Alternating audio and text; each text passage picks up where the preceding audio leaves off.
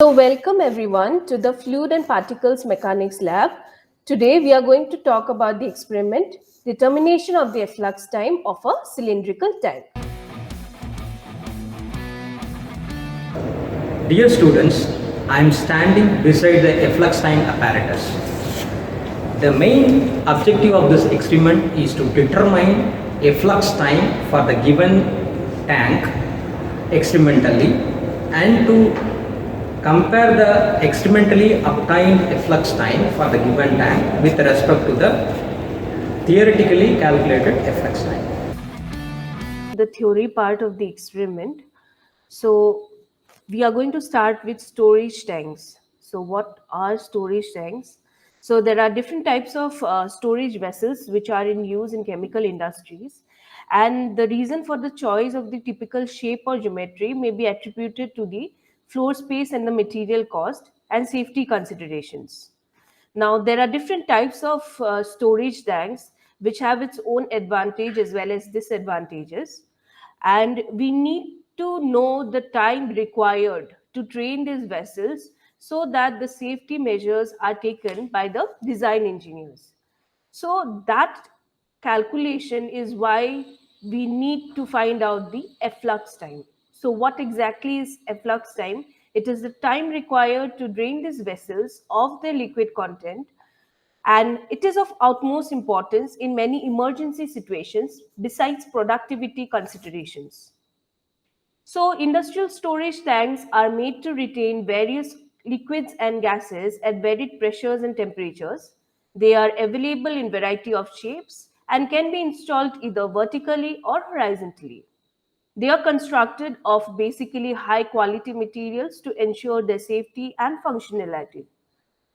So, processing and storage vessels in the chemical and related industries appear in a large variety of shapes. The time required to empty these vessels of their liquid content is known as efflux time, and it is of crucial importance, as has already been mentioned. So, there are different industries which apply the use of efflux time in storage tanks. Basically, these industries are the chemical industries, the food industries, and the pharmaceutical industries. So, industrial storage tanks are containers which are used for storage of either gas, oil, water, or petrochemical products. Now, they are coming in different shapes and sizes.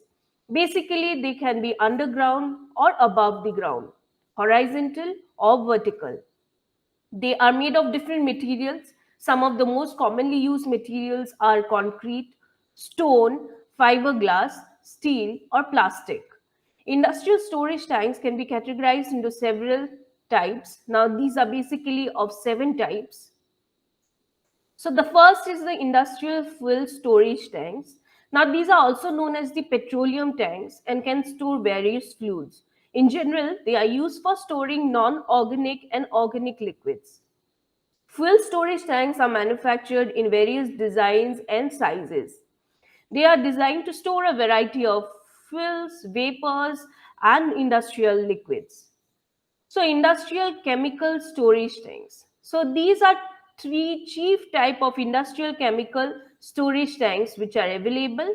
One is the stainless steel tank, one is the polyethylene tanks, and third is the fiberglass tank.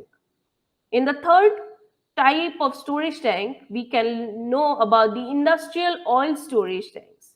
Now, these also can be of different types: the floating roof tank, the fixed roof tank, the bunded tank, the single skin and double skin tank, and open top tank. So, the fourth is the industrial hot water storage tank. The fifth is the industrial water and liquid storage tank. The sixth is industrial plastic storage tank. And the seventh is the industrial gas storage tanks. So now we are going to learn about some of the above ground storage tanks. So as you can see here, this is a typical image of a above ground storage tank. This is again another structure of a above ground storage tank. So these are some of the storage tanks which are laid down horizontally and in sequence. So chemical storage tanks, this is how it actually looks like.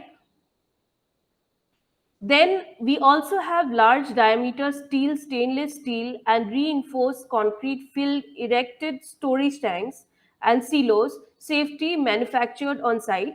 So this is how it actually looks like, as you can see in the image here. Then the another one is the carbon steel, stainless steel and alloy tanks manufactured to ASME, API and UL specifications for atmospheric and pressure requirements. Then this is a filament wound fiber reinforced tanks in vertical cone bottom and horizontal sink wall and double wall tank configurations.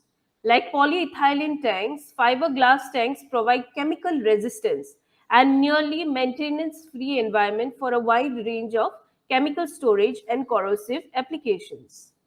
Then we come to the polyethylene tanks. So these store basically chemicals such as sulfuric acid, sodium hypochlorite, aluminum sulfate, hydrochloric acid, hydrofluoric acid, phosphoric acid, surfactants, acetic acid, ferric sulfate, and a lot more chemicals. Then a typical crude oil tank looks like this. So these are basically storage units used to store untreated, unrefined oil to transport it to other locations and for processing into finished products. So it can be of two types: fixed roof storage and floating roof tanks. Then we come to the underground tanks. So this is how an underground tank looks like.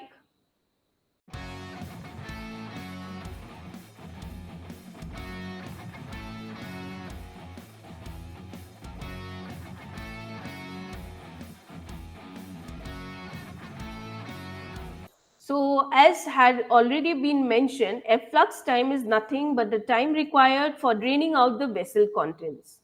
So, these contents may be gas, oil, or other kind of fluids. It is obtained by the application of the Bernoulli's equation by solving unsteady state mass balance equation. So, the problem is to find the efflux time for the given experimental setup consisting of circular tank. Number one, with orifice opening at the bottom, and number two, with an exit pipe extending from the bottom of the tank. So for organizational purposes, the literature on efflux time is categorized into four types. Number one, through restricted orifice. Number two, through an exit pipe when the flow in the exit pipe is turbulent.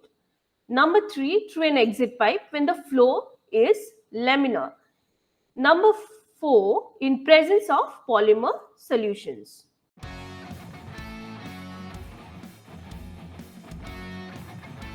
So now we are going to learn in detail about the experimental setup for efflux time. So as we see from the efflux time apparatus, we had been provided with a cylindrical tank, and if you observe keenly, you can see one level gauge. So a level gauge is connected with the tank, right? So the level gauge will give you the level of fluid inside the tank at any particular time. Third, you can observe a valve which is attached to the exit line of this cylindrical tank.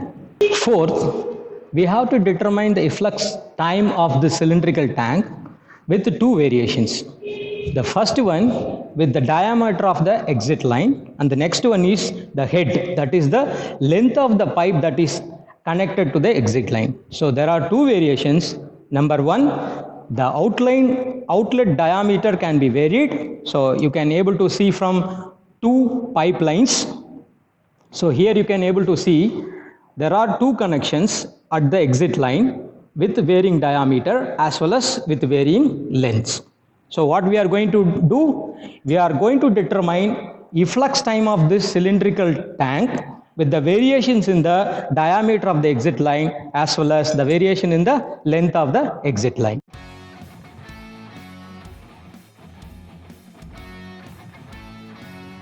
So now we are going to start with the experimental procedure of the experiment for determination of the efflux time of a emptying tank. In this experiment, we have got three parts. The first is the calibration of the level gauge. The second is the determination of the integral efflux time. And third is determination of the instantaneous flow rate.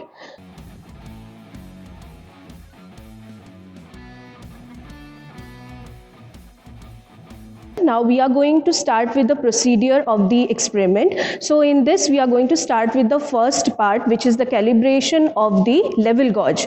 For this, in the cylindrical tank we have to fill the water fully in the tank, and then we have to see the rise in level of the water in the level gauge. This can be measured with the help of the graduated scale, which will give us the height. So for a particular amount of liquid, we will have to check the level of the.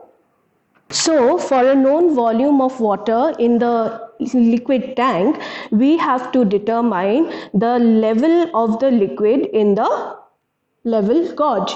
So why are we doing this? How are we going to calibrate the level gauge? By determining the relationship between the volume of the water in the tank with the level in the level gauge, which can be determined by using this graduation scale. So we are going to take the volume at different volumes of water. We are going to check the height of the level gauge and thereby calibrate the level gauge.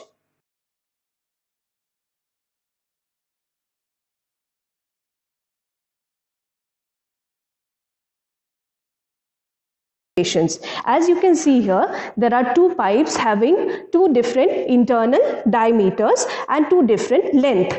So we are going to connect this pipe onto this bottom of the tank. The bottom of the tank is connected to a valve. The valve will be in a closed position at first. We have to fill the tank completely with water.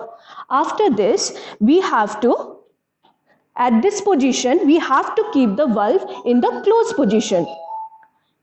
Thereafter, we have to open the valve, and as soon as we open the valve, we have to start the timer and check the time required for the water level to decrease from.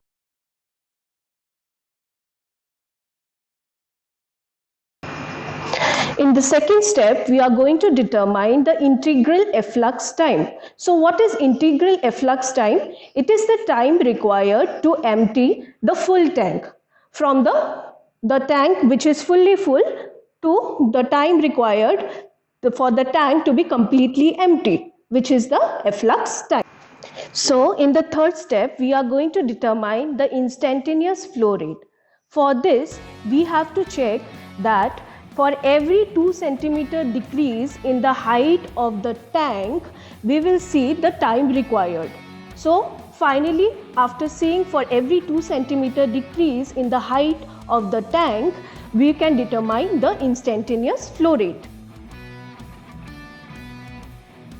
So we are going to start with the experimental procedure. So for this, first we are going to determine the calibration of the level gauge. For this, first we will make sure check the height of the level tank. So for this, first we will use a known volume of water and we will pour it into the tank. After pouring the water into the tank, by using the graduating cylinder, we will note down the value, can be seen here, which is around 18.5. Thereafter, we are going to take a known volume of water. Here we are taking 500 ml of water. We are going to pour this water into the tank. After completely pouring the water into the tank, we will measure the liquid level in the tank. This is 16. We will note down this reading. For the next set of reading, we are again going to take the value of the initial reading. 18. which is 18. We'll note this down. Thereafter, again we are going to take a known volume of water which is going to be filled into the tank. This is 1000 ml. We note the final reading, 13 centimeter. which is 13 centimeter. We note down this value.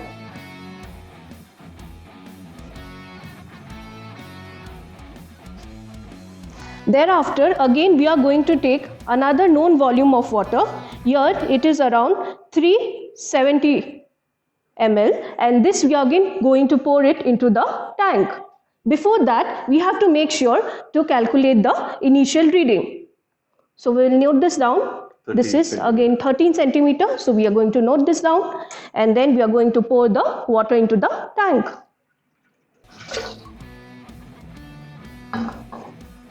We are going to take the final reading again. 11 centimeter. This is 11 centimeter.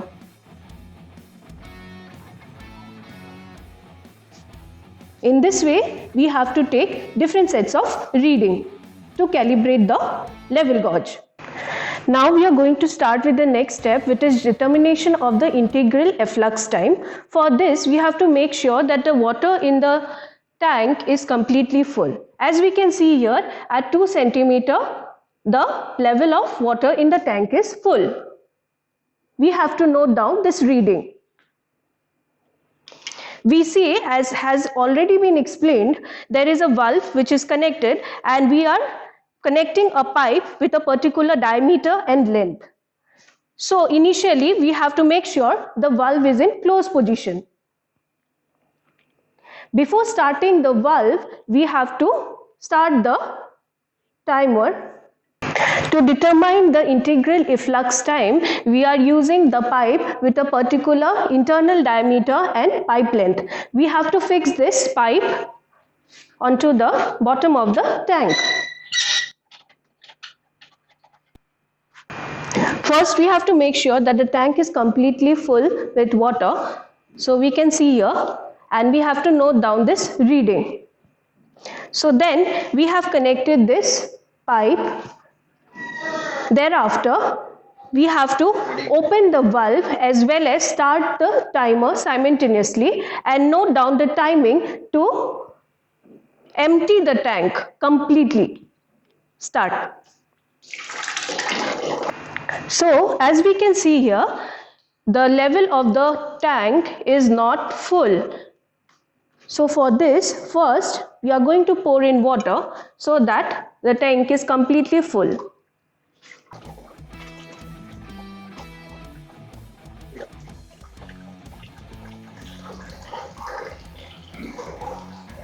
As we can see here, while opening the valve, the water level in the level gauge is simultaneously decreasing.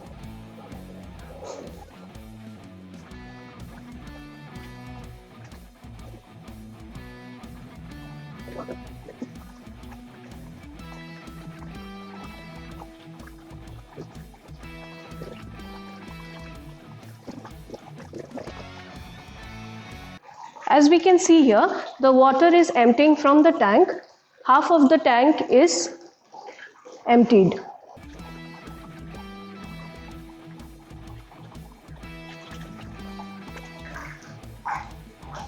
The water level is slowly decreasing from the tank. The valve is in completely open position.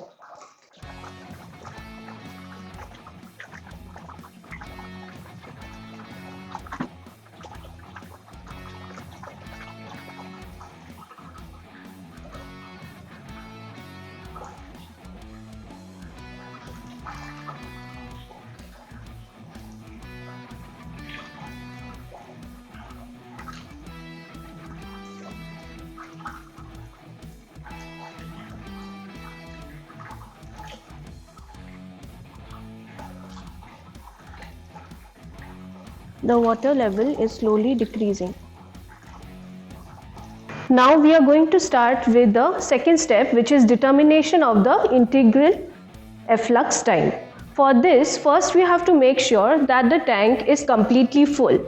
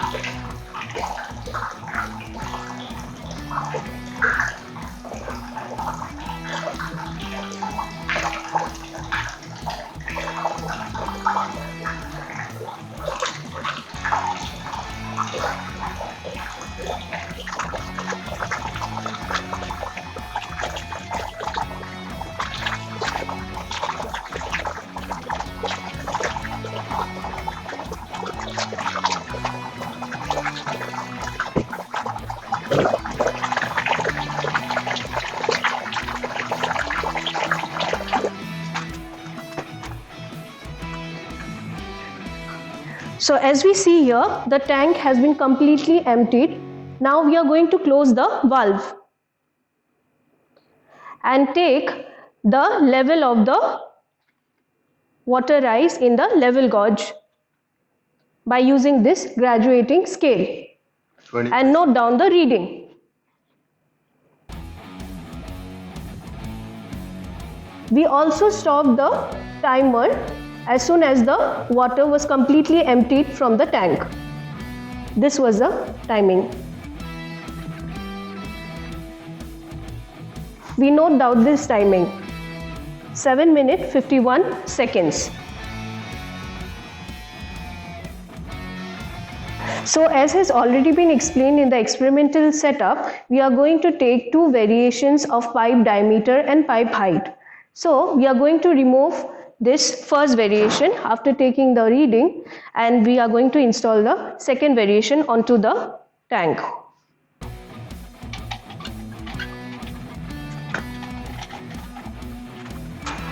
After installing this pipe, we have to make sure that the level of the water in the tank is completely full. As we can see here, the level of the water in the tank is completely full. We note down this reading. 2 centimeter. It is 2 centimeter. We note this down. Thereafter, we have to open the valve and immediately also start the timer. So we'll start the timer. Start. Start.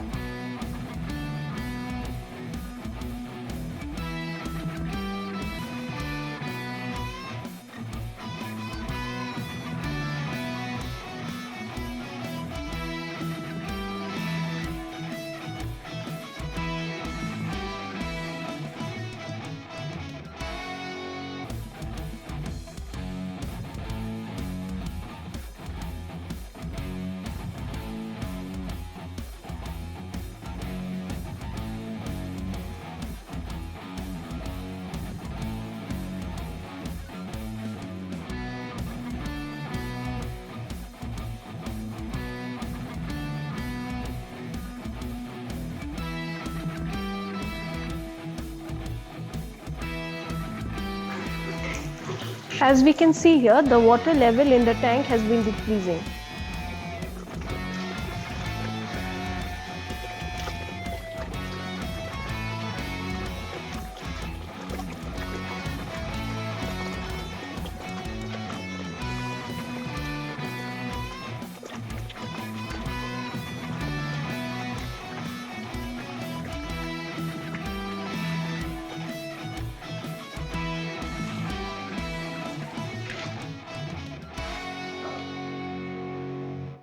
As the tank has been completely emptied, we are going to close the valve and stop the timer and take the time taken to empty the tank.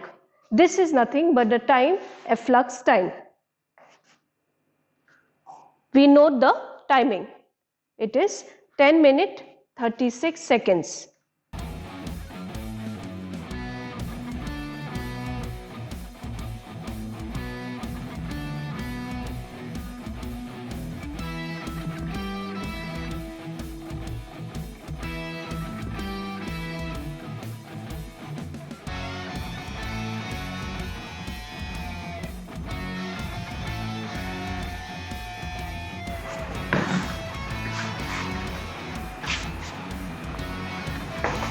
We note down the initial reading.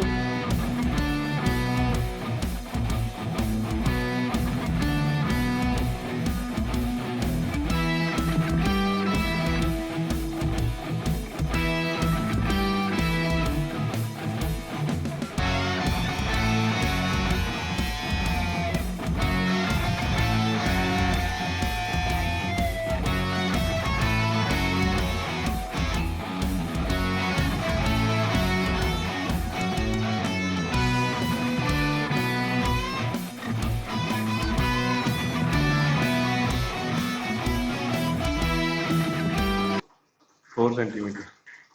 So as it reaches 4 centimeter, we have to shut down the timer and note down the time taken, for 2 centimeter decrease.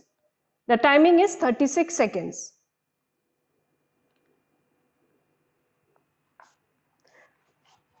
For the second set of reading, we again have to see the time taken for 2 centimeter decrease.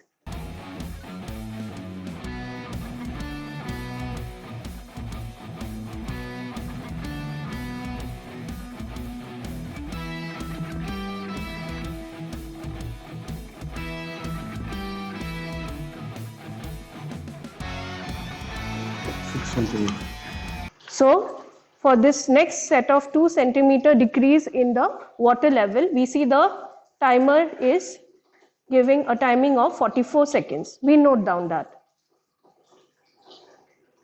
Likewise, we have to take another set of reading.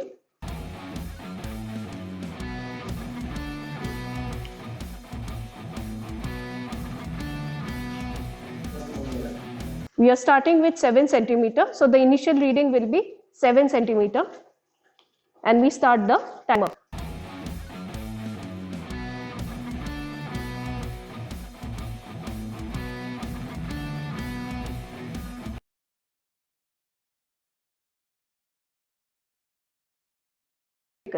So this will be the third set of reading.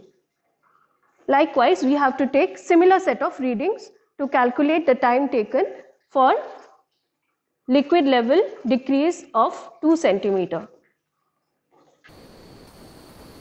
Now we are going to look into the calculation part to determine the theoretical efflux time and the theoretical average velocity as well as the experimental average velocity. So number one, to determine the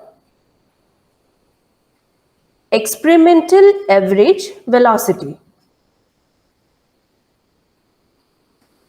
So the velocity through the tube, here it is denoted by the term V naught, is given by V1 minus V2 divided by pi R naught square into T efflux. Here T efflux is the experimental efflux time value. Here V1 and V2 and R naught will be defined. R naught is the radius of the opening. Then opening at the bottom of the tank, then V1 and V2 are the volume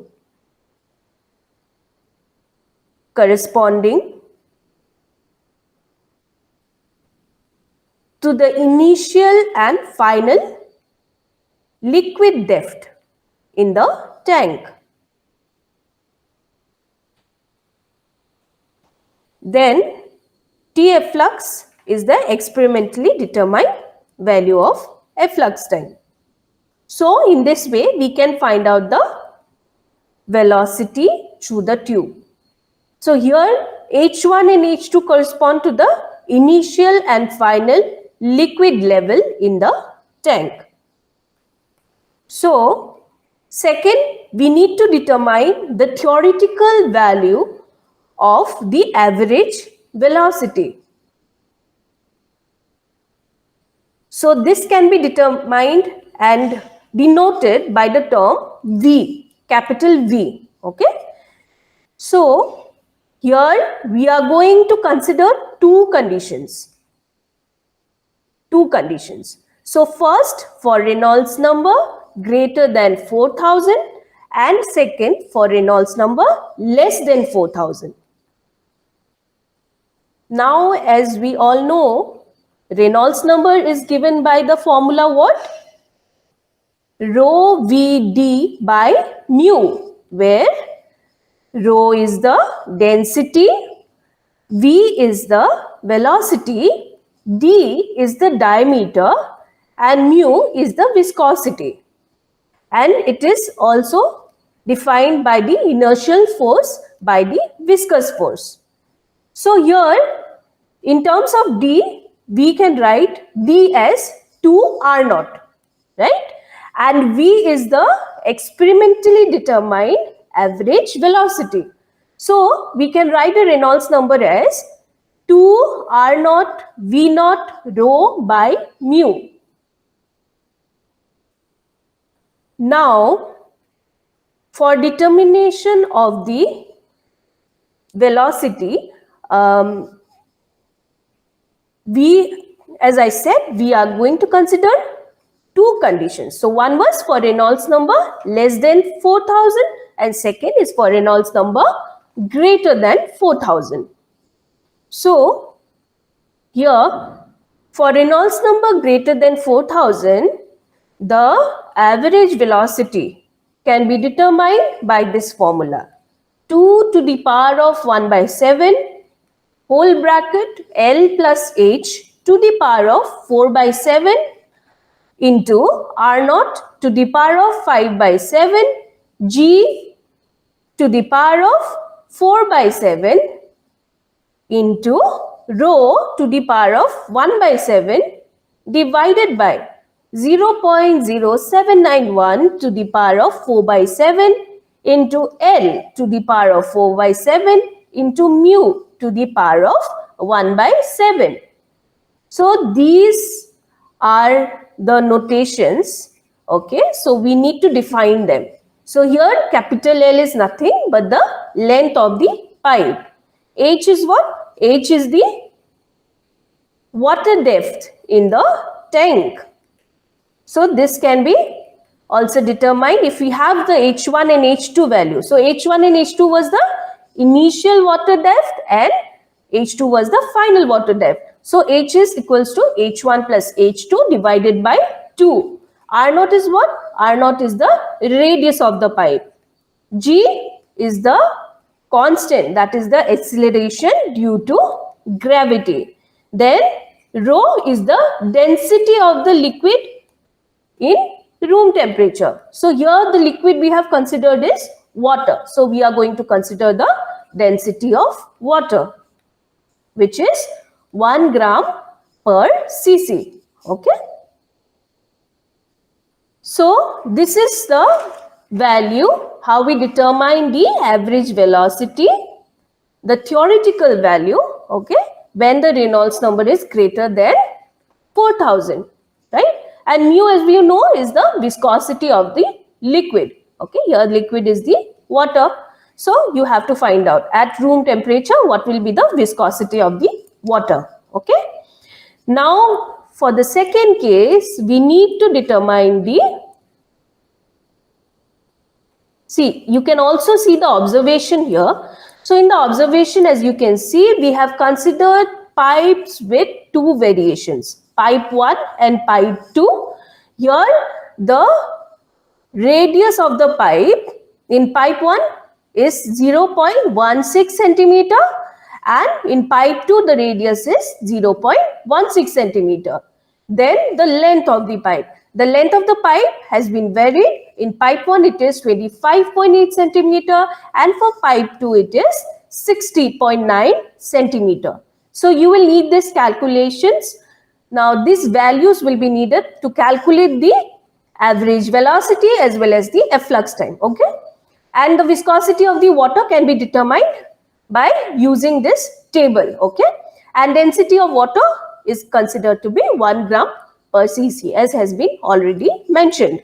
So the next case, okay, what was the next case? To determine the average theoretical velocity for Reynolds number less than 4000.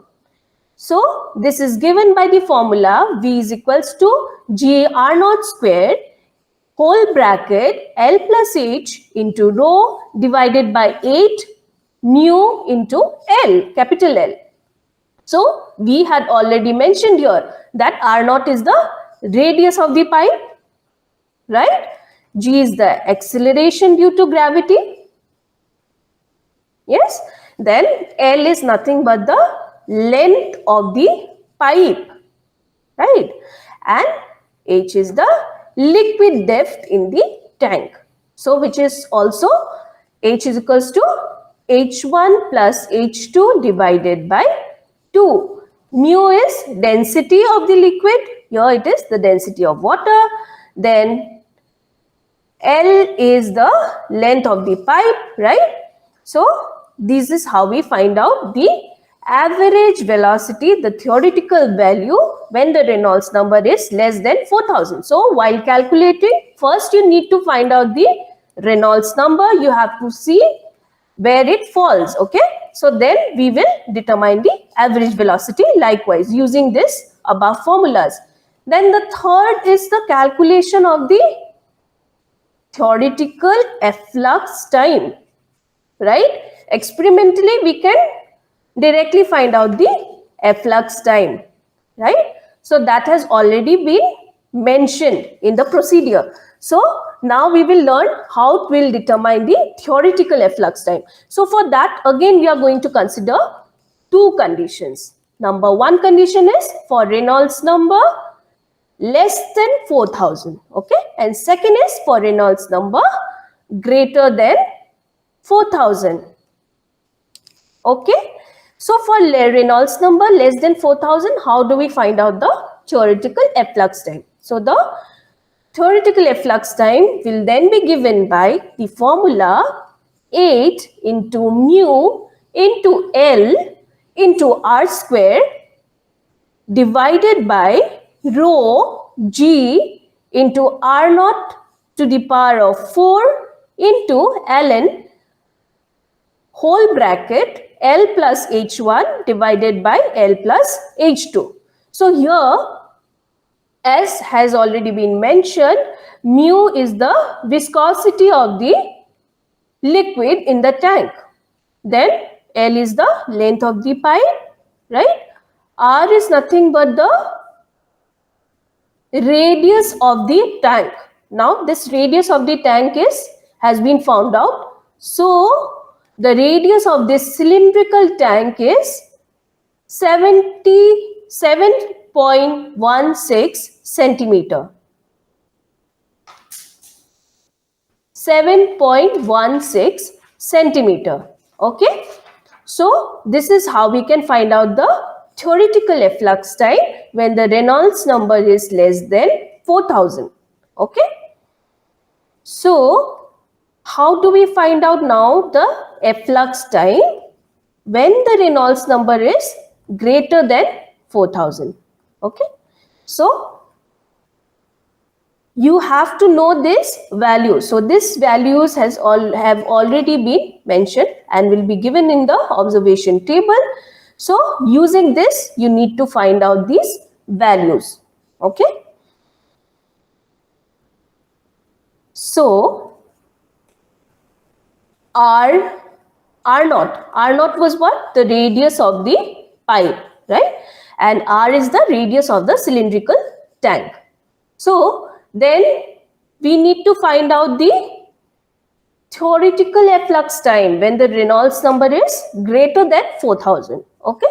So then we will use the formula 7 into R square divided by 3 into R naught square into C, okay, whole bracket L plus H1 to the power of 3 by 7 minus L plus H2 to the power of 3 by 7, bracket close. So here C is given by 0.0791 into capital L into mu to the power of 1 by 4 divided by 2 to the power of 1 by 4 into G into rho to the power of 1 by 4 into R naught to the power of 5 by 4, whole bracket close, to the power of 4 by 7. Okay. So this R was the radius of the tank, right? Then R naught was the radius of the pipe, right?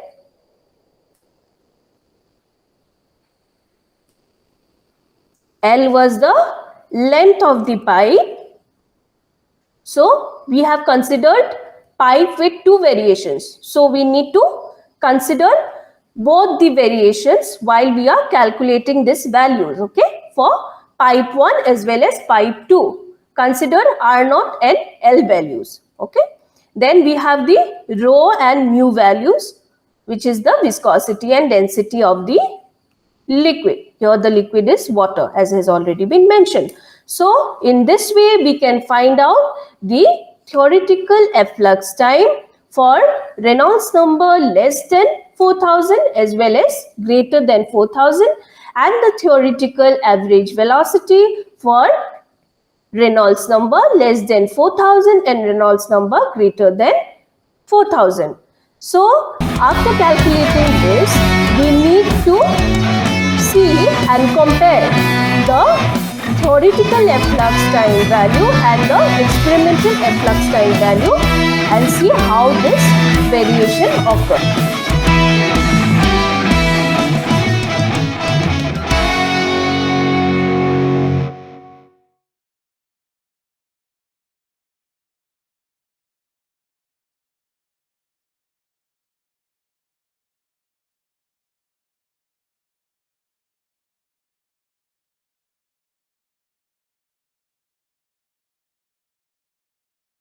We have taken three pipe variations, pipe 1, pipe 2 and pipe 3. So here R0 is the radius of the pipe, which has been kept constant as 0.32 centimeter. The length of the pipe has been varied. So for pipe 1 it is 26 centimeter, for pipe 2 it is 33 centimeter, and for pipe 3 it is 61 centimeter. So the viscosity and density of the liquid also has been reported. Here the liquid that we have used is water. So the viscosity of water is taken from this table, and the density of water is 1 gram per cc. In the observation table, we also report the tank radius. So this has been calculated to be 7.16 centimeter. Then we go to the observation table. Now we see that for the volume of liquid added, the liquid level rise in the tank has been reported. So for the calculation, we need to add the volume of liquid and find out the total volume added, and also report the total height of liquid in the tank. And this values has to be then plotted in a graph. So as you can see here, the height of the liquid level in the tank will be in the x-axis and the volume of liquid in the tank will be in the y-axis. We need to plot this data and finally report it. So also note that this graph has to be used in section C3 of the result and discussion part. So second is the determination of the integral efflux time. So again, for this also we have to use these three pi variations of radius R0 and L, okay, and viscosity and density has been kept constant. So in the observation table, as you can see, for these three pi variations, we have three trial runs, okay, trial 1, trial 2, trial 3. So for each pipe, pipe 1, pipe 2 and pipe 3. So here the integral efflux time has been found out and this has been reported. Then height, H1 is the initial height of liquid in the tank, which is 29 centimeter, and H2 is the final height of liquid in the tank, okay. Now we are adding 4.6 centimeter to each height. This 4.6 centimeter is nothing but the exit pipe length up to the valve position. So we are considering this for each point, okay. Also note that all of this results will be taken in CGS unit, okay. Then we go to the calculation part. So after finding out this experimental integral efflux time, we need to report the experimental integral average efflux time. Then we need to report this value that we have got. The efflux time for pipe 1, 2 and 3, this will be in seconds. Then we go for calculation of the average velocity experimental value, okay. This is denoted by V0. So here we need to consider the radius of the exit pipe, this is R0, which has been reported to be 0.32 centimeter. Radius of the tank R is 7.16 centimeter and cross section area of the tank is pi R square. Here r is the radius of the tank, so this is reported in centimeter square. The initial volume V1 is area into the height of the liquid. So initial volume will be cross-sectional area of the tank into initial height of the liquid, that is H1, and final volume V2 will be cross-sectional area of the tank into final height of the liquid. Here the average velocity experimental value is equals to V1 minus V2 divided by pi R0 square into T. So V1 is what? The volume corresponding to height H1, and V2 is the volume corresponding to height H2. So these have to be found out using these formulas. Okay. And T is the efflux time experimental value. Then calculation of Reynolds number. So Reynolds number, as we know, is given by rho into V into L by mu, where rho is the density, V is the velocity, L is the characteristics length, and mu is the viscosity. Now here the characteristic length in this case is 2R0. So the formula will be 2 into R0 into V0. V0 is the average experimental velocity value into rho by mu. So these are the notations. Please note them carefully. Also, this will be reported in the CGS unit. Then, after finding out the Reynolds number, we need to calculate the theoretical average velocity. So, the Reynolds number greater than 4000, then the average velocity theoretical value will be given by this formula. And if the Reynolds number is less than 4000, then the theoretical average velocity will be given by this formula. Then the efflux time theoretical value, for this also, after calculating the Reynolds number, we need to see where it falls. If it is less than 4000, then we use this formula for efflux time determination. And if the Reynolds number is greater than 4000, then we are going to use this formula. After finding out these 4 values, we need to summarize the calculation in this graph. Okay. After finding out the values, we need to plot the graph, the experimental efflux time by the theoretical efflux time in the x-axis and the length of the pipe L in the y-axis. Okay, and we need to see how it changes. So this will be graph 2. Then finally, we need to find out that for every 2 centimeter decrease in the liquid height, how much time has it taken? Okay, so for liquid level decrease from 26 to 24, the time taken is 36 seconds. Again, from 24 to 22 is 44 seconds. Likewise, for 5 more readings, we need to see the time taken. So the volumetric flow rate has to be found out. We know the volumetric flow rate is area of the tank into the height divided by time. Here, the height is 2 centimeter, area of the tank, this will be constant, divided by the time. So after finding out the volumetric flow rate, we need to report the volume in the tank. This will be taken from graph 1 and the volumetric flow rate. So in centimeter cube per second. So after finding out the volume and the volumetric flow rate, we plot the volume of the liquid in the tank versus the volumetric flow rate in this graph. So this will be graph 3. In the summary, we need to provide the result and the inference part. So in the result, we need to report the efflux time that has been calculated experimentally and the efflux time that has been calculated theoretically. And then we need to report these values. And finally, in the inference part, we need to compare these values and report how this graph variation occurs and how these changes occur. So this is all you have to provide in the result and the conclusion part. So thank you, dear students, for participating in the Fluid and Particles Mechanics lab. So we are going to meet you again in the next experiment in another video. Thank you.